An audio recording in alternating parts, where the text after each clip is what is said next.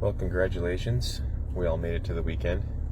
Hope you guys have some good stuff planned for the weekend, watching football or cleaning or whatever. So, yesterday I spoke about mental health statistics, try to level the playing field. Essentially, I want nobody to feel like they're alone in this battle, because you're not. It's more common than what people think. But today, we're going to move past that. We're going to take step one. And the first thing you have to do is wage war on whatever's troubling your mind. Okay? Wage war. You do that by not allowing it to take a stronghold over you anymore. Now, it's easier said than done. I trust me, I 100% understand. In order to do this, you got to have structure, okay? It's one thing to wage war. It's another thing to have a plan to be successful, right? I don't know anything about war, but when people have a good plan and it's executed well, they tend to win. So, we're talking about all these things, right? Like anxiety, depression, racing thoughts, whatever's bothering you. Maybe it's life situation, maybe it's finances. Whatever's bothering you, you just have to you got to look at it head on. There's no avoiding it. You just got to look at it, stand firm where you're at, and say, not today. I will not allow this to ruin today. I will not allow it to take over my mind. I will not allow it to affect my mood. If I have an emotion that comes up, I'm going to deal with it right then and there. So that's part of it, is you got to be willing to just tackle it head on. You can't tiptoe around it. So how do we deal with it? Well, for me, this just makes sense in my mind. In order to know how I can cope best with anything, I have to know who I am. And that may sound like a silly question, but in order to really know who I am, I got to start right at the beginning. What's my personality type? So I would start there. You can find there's a million different ones. I can't say which one's better than any other, but I took one. It's called 16 Personalities, I believe. Fairly informational. What it does is it's going to set some boundaries around you, so you don't feel so overwhelmed on how to deal with things. So once you identify what your personality type is, then you can kind of go into I'm going to make some core values, roughly 10 of them, make some core values, and you can start building based off of your personality type and your core values. You can start building a plan of how to attack these things. Core values. It can range from anything, okay? I don't have them in front of me. I should memorize them, but I don't. Accountability is a big one. Trust, loyalty, teamwork, faith. So as I'm listing these things, it's creating this boundary for me. So start there. I would encourage you to start there. It's fairly easy. These personality tests don't take very long. They only take usually about 20 to 40 minutes. Don't rush through it, because then you're going to get a mixed result. And don't put 100% trust in that, because they differ by which one you take. So, if you know what you struggle with, you're going to wage war on it, and you start with your personality.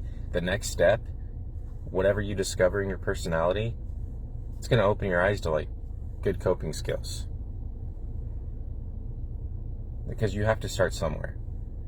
So coping skills are things that take your mind off of it, and you can get real scientific with this. You can get real deep. Make it simple. Watching TV, that might take your mind off of whatever's ailing you. Reading a book, going for a walk, preferably not when it's 42 degrees and windy out. Hint, that's what I just got done doing and I'm freezing. Spending time with loved ones.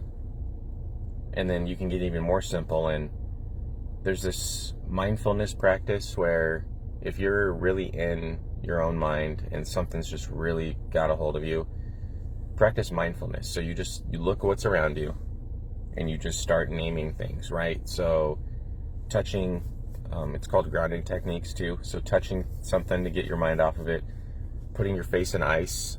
I've heard that has helped people. I don't do that because that's, maybe it'll help me, but just doing something different.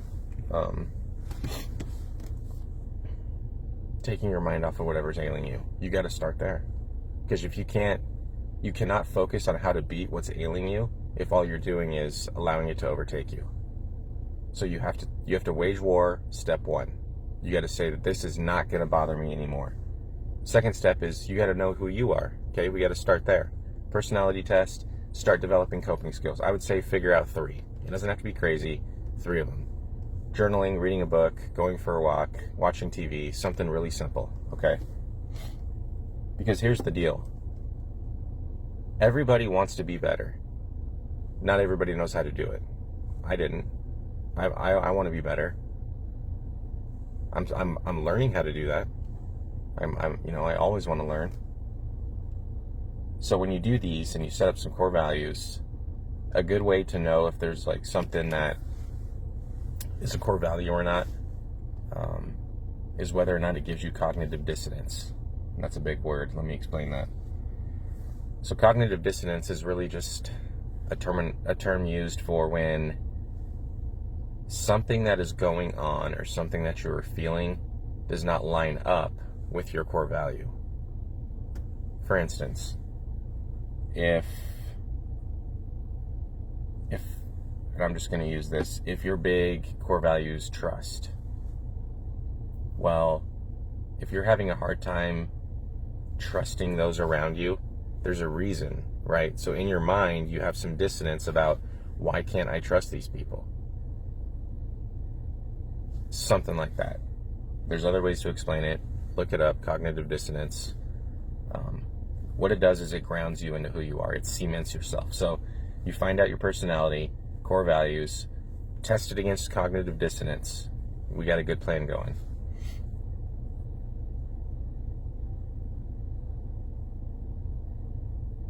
For me, I'm extremely analytical, and that's part of who I am.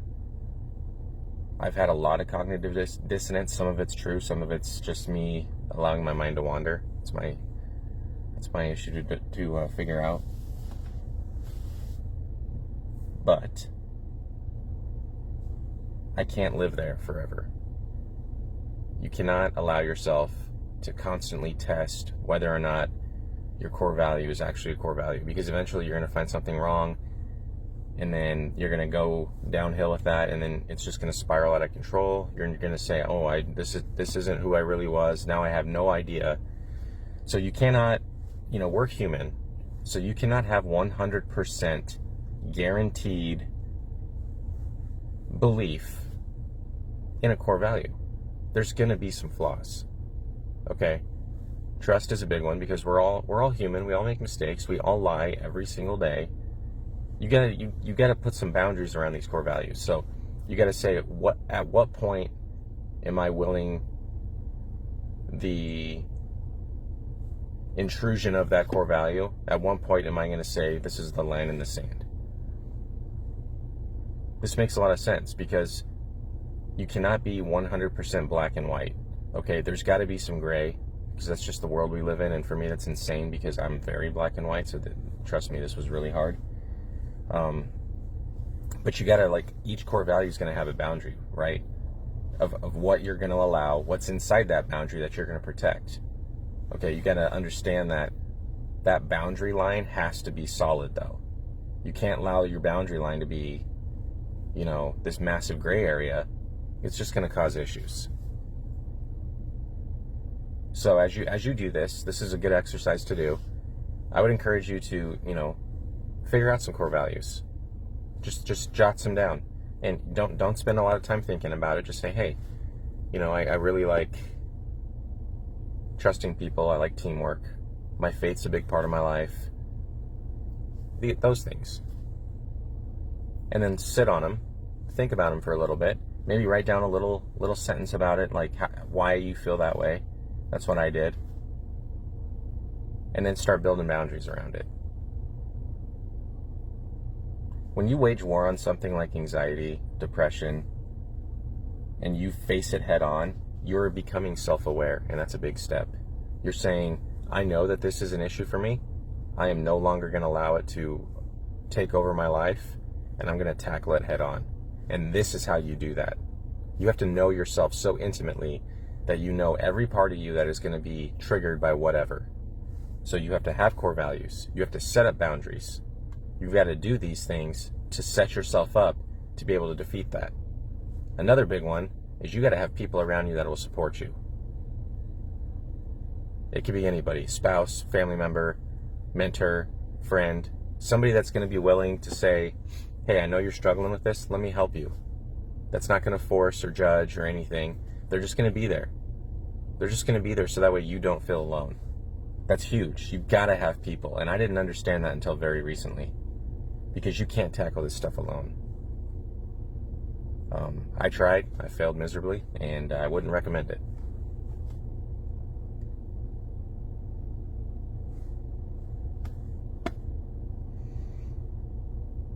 So anyways, it's the weekend. It's cold. Football, whatever other sport's on. Take some time today. Take 15 minutes to jot this stuff down. I will write about this, so that way there's a little bit of a format. And if you don't know where to start, if you really have no idea what are some core values, it can start with a list of 40 of them. Look it up on the internet. I'm sure there's lists of them everywhere. If it tugs at you, circle it and just go through there and circle 20 of them, and then dwindle it down, because there's going to be some similarities in them. You're going to understand that trust and loyalty are kind of the same, so you can kind of condense those. So go through that, and there's no timeline. Okay, it's not like you got to get this done tonight like it's homework. Just think about it. Maybe throughout the weekend, just come up with some core values for yourself after you take a personality test. Because what you're doing is you're building a blueprint for success for yourself of how to handle issues. Kind of goes with the emergency plan that I wrote about. Do these things. That's very helpful. It's very, very helpful. Because you can't sit in a space when you're struggling. And I'm not saying it's not okay to do this, but you cannot sit in a space that says, woe is me, people feel sorry for me forever. You can't do that. You can sulk for a time. You can grieve for a time. But at some point, you have to get back up. And this sounds cruel, because the world is not going to stop. They're not going to stop because Shane's being anxious. The world's not going to stop because I'm depressed. The world keeps on going, and we just keep losing time. And as the world continues to go and life continues to go, if you don't know how to handle situations, it's just going to get worse. You're going to have things thrown at you that you're not going to know how to handle. And if you don't start developing a blueprint for success for yourself, it's going to be very tough, very, very tough and difficult to overcome this. This is why I encourage therapy. It's not people holding hands, singing Kumbaya. It's none of that. It's having a discussion with another individual that is better equipped than you on tools to help you. Just like you rehab anything else. Broken arm, shoulder. You don't go to the eye doctor for shoulder rehab. So it's important to get help the right way. But at the very beginning is you have to be very real with yourself. You have to be real with yourself. You've got to just take a very inside look at you and realize, I don't know who I am. I know that I'm struggling. Maybe you lost who you are, and that's fine too. That happens. Life causes some changes that affect us. So you have to be very, very real with yourself. Otherwise, this is going to do nothing for you. So you just have to sit down, maybe meditate on who you think you are. then go through these steps.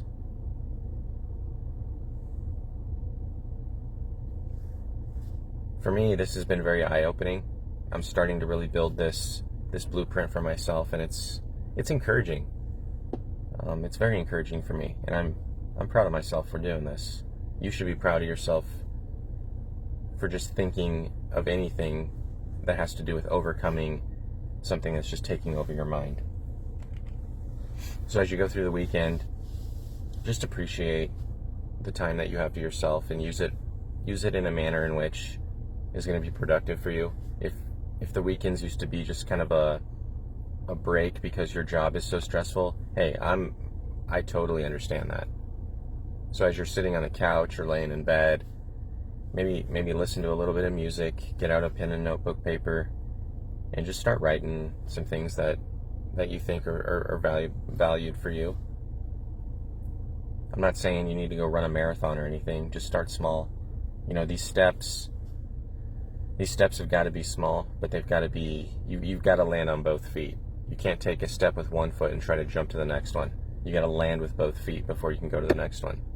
So land on this. Land on waging war with whatever's ailing you. For me, it's anxiety and depression, negative self-talk. Say no more, and this is how you're going to defeat it. So whatever is ailing you, make it very real. Write it down on a piece of paper. Circle it, and then just put a big X through it, and just say, not today, not anymore. And then make it known to people. Because people don't know what you're struggling with. They don't know what's in your head. So if you say, hey, this is what I'm struggling with, and make sure it's trusted people, so that way it doesn't end up hurting you. But you have to shed light on stuff like this, because people don't know. They don't know. People don't know what they don't know. So the first step is you got to identify this stuff, wage war on it, whatever you want to call it. Start building this plan. So let me go over these again. Personality test, huge. You got to know how you were made. You got to know what makes you tick. Put some time into that one. Core values. There's no timeline on this. Start with a list of them. Start dwindling it down. For me, I wanted to have about 10, because of those 10, there's about 3 or 4 that are going to be more important as the seasons of life go. It's just the way it is. So I have 10 core values, and I'll post them in a blog, so that way people can see how this plan looks. So start there. It's a good step. Don't do too much too soon. You're going to get overwhelmed. Just know that you're not alone. I'm proud of you for even taking a step of wanting to be better for yourself. Just know that. I'm here if you need any help. I would encourage you to find a loved one that you trust to help you with this. And then I really want you to, if you do not see a therapist, I'm not saying go see one right away. Just do some research on it. There's telehealth ones you can do now. You can text, I think. Again, start small, but just think about it. It's gonna help. It's so helpful. I can't put into words how helpful it is. But let's do these things together, okay? So it's Saturday morning. It's almost 8 o'clock in Nebraska. It's gonna be a good day. I hope that it made sense. Everything that I just said. I didn't have an agenda when I started talking this morning. These are just things that I was thinking about yesterday. So let's do it. Let's do it. Wage war on whatever's ailing you. Build some confidence that you're going to beat it. We're going to beat it together. Okay, we are going to beat this together. Have a good day.